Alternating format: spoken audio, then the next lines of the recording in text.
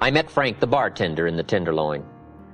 Frank is a bartender in this sleazy little bar. You wouldn't believe this place. Frank sees more tragedy in a week than most people see in a lifetime, if you work in one of those places. I'm visiting Frank one day, and Frank and I are talking. Frank says, see that lady sitting over there on the bar stool? And I said, yes. He said, how old do you think she is? I said, she's 45. Frank says, she's 25. I said, wow. He said, that's Cookie. Her name is Cookie. He said, Cookie used to be a go-go dancer back in the go-go days. But then he said Cookie developed some kind of bone disease in her legs and her hips. And he said now she's had all kinds of operations with the bolts and the pins trying to hold her together. And he says now she's a cripple and she can hardly walk, so her go-go days are over. And sure enough, Cookie was very crippled. Frank says Cookie also has a little boy, 5 years old, and he's dying of leukemia. So he said Cookie comes several times a week, sits on that bar stool, and plays a little music to try to cheer up her life. And she usually drinks far too much, gets wasted, and I have to call a taxi to come and take her home. Wow, I thought, Cookie, how come her life worked out like that and my life worked out like this? How come I get to travel around the world and Cookie finds it hard to even get home? That kind of exposure, that kind of sensitivity, that kind of study. Now, you can't really know it unless you live there. I understand that. But you can go a great deal into trying to understand a wider range of human experience. And if you will try to let those experiences touch you, let them affect you, let them educate you, let them give you a broader range of emotional wealth and worth, I'm telling you, that extra worth will start showing up in your language, in your words and in your sentences. And you'll be able to touch people that you couldn't touch before. You'll be able to reach people you couldn't reach before you had the experience. Your words will have more of a drawing than they had before just by going through some of these experiences. So I'm asking you to consider the word sensitivity and ask yourself, what could I do and what experiences could I make sure that I engage in that would give me a broader range of understanding of human suffering as well as human joy, of the dilemma as well as the confidence, of the joy as well as the sorrow, of the success as well as the failures of life, and try to gain an understanding in a broader sense, and let that have an effect on your future ability to touch and reach somebody else. Key word, sensitivity. Here's number 4, knowledge. Good communication starts with this laborious task of gathering knowledge. And I've got a parenthesis for you to make, working knowledge. Knowledge that you deliberately gather that will work for you in the future. This is why Shoaff taught me to keep these journals. He said, gather working knowledge. Knowledge that you go back over. Knowledge that you review. Ideas that you go back through one more time to see if you can't find the extra meaning, the extra depth, the extra worth, the extra value. Working knowledge.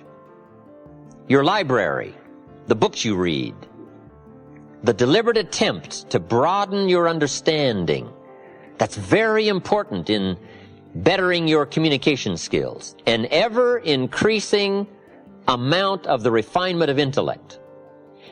That's so important, this working knowledge. We covered interest, we covered fascination, we covered sensitivity, and we covered knowledge.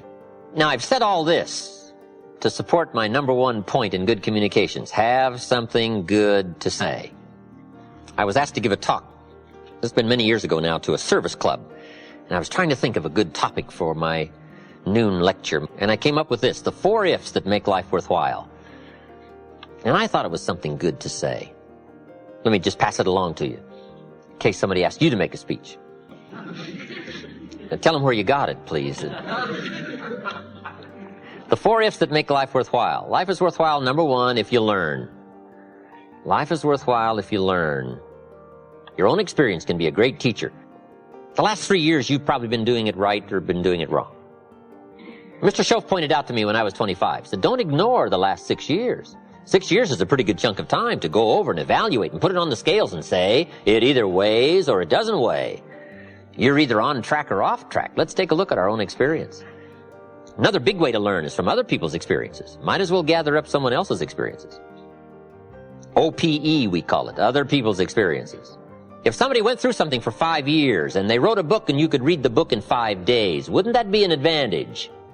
Well, yes, if you read the book. Now, this isn't easy stuff, right? This is not casual stuff. This is the extraordinary kind of learning and skills that's necessary, I think, to gain the high life treasures. But I think it's worth it all. Small price to pay for treasure. The extra reading, the extra commitment to the excellence of learning. Life is worthwhile if you learn. Number 2, life is worthwhile if you try. You gotta try something with what you know. Can you win the next game that's set up? I don't know. How are we gonna know? You gotta try. How else are we gonna know whether you can be a winner in the next game? I don't know. Just make a commitment to try. When the final book on you is written, let it show your wins and let it show your losses, but don't let it show you didn't play. How would you explain that? So you got to play, you got to try. See what you can do with your life. See what you can do with the next game. The key to life is to give it a try. I put the bar up 3 feet, ask the kids, who can jump 3 feet? I get a whole variety of response. I don't think so. I'm not sure. I don't know. Yes, I can. Say, well, how are we going to know? You got to take a run at it. I don't know any other way. You've just got to take a run at it. Who knows if you can jump 3 feet till you try?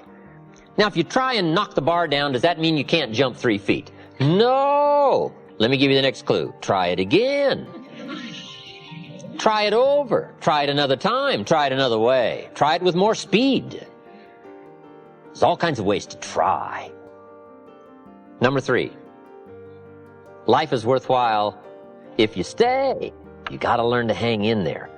You've got to learn to stay from spring till fall. Many people plant in the spring and leave in the summer. They're gone. First hot day. I thought, sure, John, it'd last a month. Where is he? I don't know. Somebody said, boo, and he quit. Where is he? I don't know. I'd see, to win, you got to learn to stay. Just because you're behind in the first quarter, you can't leave. You got to learn to stay and hang in there. Guy builds a foundation. And then he walks off, wanders away, and builds another foundation. He never stays and puts up the walls and puts on the roof. You got to learn to stay, hang in there. The last one. Life is worthwhile if you care. Caring is an important human value. And I wrote, if you care at all, you'll get some results. If you care enough, you'll get incredible results. Caring. To care for the day and to use its time. To care for the people and to help them with their possibilities. To care for the enterprise, its dignity and its reputation. And to care for yourself. To become all you can become. Stretch as far as you can stretch. Accomplish as much as you can accomplish. Become all that you can become. Caring. Having something good to say. 4 ifs that make life worthwhile.